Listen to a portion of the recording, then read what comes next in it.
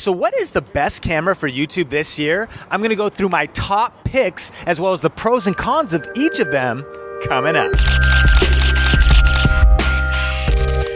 Hey, what's up guys? Sean here with Think Media TV, help you go further, faster in media. And we're here at NAB 2016. It's been an incredible show, and I've been asking myself this question: what is the best all-around camera right now for YouTubers and video creators when it comes to price, performance, features? And so let's go see how the cameras stack up and which one you might want to pick up this year. Okay, so after attending CES this year and NAB, I really was able to get a pulse on what is the best all-around camera from YouTube. And my first recommendation is the Sony A6300. Now, if you're doing some research, you're probably noticing that Sony is just killing it. They seem to be ahead of everybody else, and I'm noticing a lot of solid YouTubers are trusting Sony, as well as a lot of indie filmmakers and video creators seem to be shifting towards Sony. And I noticed Philip Bloom at NAB walking around with Sony cameras. My friend Tony, who's creating a lot of amazing films and commercials, is using a lot of Sony cameras, and even YouTubers like It's Judy Time and Benji, who I work with, are using Sony. So Sony is really bringing their A game, and the 6300 is amazing. It's a mirrorless camera that costs right around $1,000 USD or $1,150 with the kit lens. It's small and compact and lighter than a traditional DSLR, and it has absolutely killer autofocus, not just for photo, but also for video. It's got a mic input so you can add external audio, important for YouTubers, and it also does 4K. However, it has really bad rolling shutter, which means this like jello effect when you shoot 4K video on it. But here's the thing, I think 4K is a little overhyped for the average everyday video creator or person making videos for YouTube. That being said, if 4K is something you want, it's got it. But I do know that a lot of people looking for cameras for YouTube videos want a screen that flips all the way to selfie, and this camera does not have that. So if that's something you want, to be able to flip the screen and be able to see yourself when you're making videos, keep on looking. Now, my second camera that I recommend when you consider features, price, performance is the Panasonic G7. This is probably one of the best budget 4K shooters that there is. That's why I picked it up.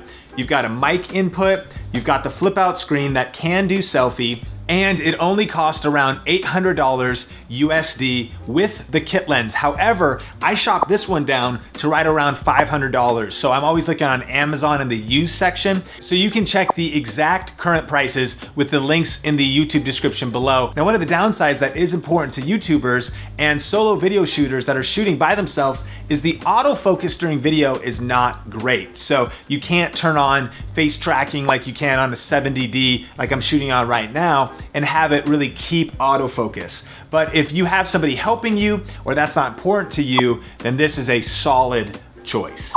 And the third mention is the Panasonic FC300, which is essentially this camera without an interchangeable lens. So you will be stuck with the fixed lens when you shoot on the FC300. However, you get 4K video and you get a lot of the features, and it only runs about $600, and you could shop it down to $400. And of course, like I said, most people probably won't be using 4K, so the HD video looks very solid. You get the mic input. And so if you are looking for a solid camera for YouTube and you're budget conscious, I would shop for used like new of an FC300 that you might be able to pick up for around 400 bucks. It's gonna be a solid camera. Now, my next recommendation would be to check out a Canon camera, either the T6i, the 70D, or the 80D. Now, besides the 80D, two of those are not new cameras. However, I still think they're some of the most solid options. I think the Canon T6i Creator Bundle is a great package for making YouTube videos. You just need to also order a tripod, and then you've got a mic, your SD card, your camera, and you're ready to go. I think one of the huge selling points of Canon is that their cameras are super dependable, user-friendly, and there's a huge lens selection, and lenses are readily available, whether from just local photographers and videographers or used on Amazon or even Craigslist. And so you can always upgrade your glass, your lenses, to get even a better looking video picture. So the T6i is great, but if you want to spend a little bit more, you could grab a Canon 70D or an 80D. And I would probably recommend the 70D for a few reasons. Number one, popular YouTuber Casey Neistat uses a 70D, tested an 80D for a month, and came back and reported that he was switching back to the 70D because of some dependability issues on the 80D. But this thing's got very serious reliability issues, like major. Do you see that? I definitely trust his advice. Plus, the Canon 70D is right around $1,000 and the Canon 80D is right around $1,200 for really not much more that you need for average day-to-day video creation. And because the 80D is a new release, it's really driven down 70D prices for people that want to upgrade. So I've been seeing them going for around $700 used. And so you can really pick up a Canon 70D, which is a great camera. In fact, it's still my go-to camera. It's what I'm shooting on right now with a Canon 10-18 lens and a Rode Mic Pro. Solid setup. I actually don't really want 4K right now because HD footage edits really fast on the computer, so I can crank out a lot of videos. And the great thing about the T6i, the 70D, and the 80D is they do have a flip out selfie screen. So if you're shooting just like this and you want to check the shot like I can check it right now, you're able to do that. So it's a solid selling point for a lot of people making YouTube videos. And then kind of switching categories, but still for the best all-around cameras for YouTube, I would recommend a couple point and shoots that you might want to check out. The first is the Sony RX100 IV. There wasn't a new announcement from Sony this year, and it still seems to be the go-to kind of vlogging camera, walk around point and shoot for a lot of the big vloggers, YouTubers, and even kind of professional indie filmmakers. Now the RX100 IV has good autofocus during video. It can shoot 4K footage. It does have an electric viewfinder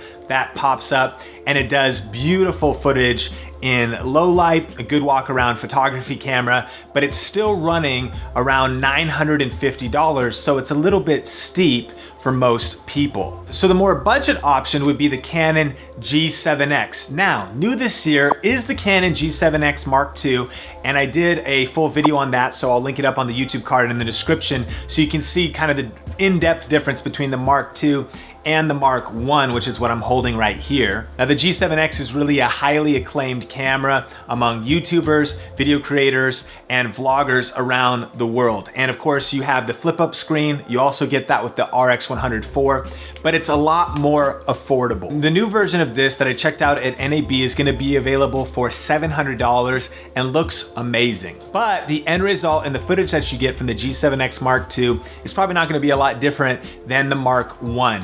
And the cool thing is that it's pushed the price down. And so the Mark I is only $570 right now. But I also noticed on Amazon, you can pick up an international version of the G7X for right around $450. And it looks like it has super solid reviews that you're getting essentially the exact same thing, just the international version. So if you're looking for small, portable, and especially if you want to create vlogs and be able to carry a camera around like this, that international version might be a super cool way to save some money. The one thing to note about these point and shoots, the Sony and the Canon, is that there is not a mic input and you do have a fixed lens. So if you want a little more scalability and more options when it comes to creating your videos, adding mics and things like that, you might want to check out some of the cameras mentioned earlier on in the video. And hey, if your budget is actually lower than the cameras mentioned in this video, check out my video, the best and cheapest cameras for YouTube. I'll link it up on the YouTube card. I'll put it in the description below. That video covers some incredibly affordable and super solid cameras that you might want to check out. Let's get back to NAB. Question of the day, what do you think the best camera for YouTube is right now? Post it in the comment section below, and remember that some of the best tips, ideas, and recommendations come from you, the Think Media TV community. So make sure to connect with everybody down there. So thanks so much for checking out this video. Definitely subscribe for more videos just like this, and to see all the other videos that we did at NAB this year, check out the YouTube playlist, click the YouTube card, we'll post it there, as well as in the YouTube description, and you can see all the interviews, all the gear reviews, and things like that. Till next time, Think Media TV is helping you go further, faster in media. Keep crushing it, and we'll talk soon.